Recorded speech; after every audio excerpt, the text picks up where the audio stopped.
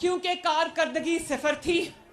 खैबर पख्तूनख्वा के 10 साल देख लो और शहबाज शरीफ के 10 साल देख लो, नवाज शरीफ के 4 साल देख लो, इमरान खान के 4 साल देख लो।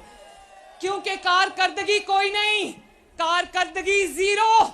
आज बताने के लिए एक मंसूबा भी नहीं है, आज भी अपनी हुकूमत नहीं, लेकिन कागज से पढ़ के गलत बताता है। कीमतें आज भी गलत बता रहा है, क्यों? और कागज से पढ़ रहा है और गलत बता रहा है।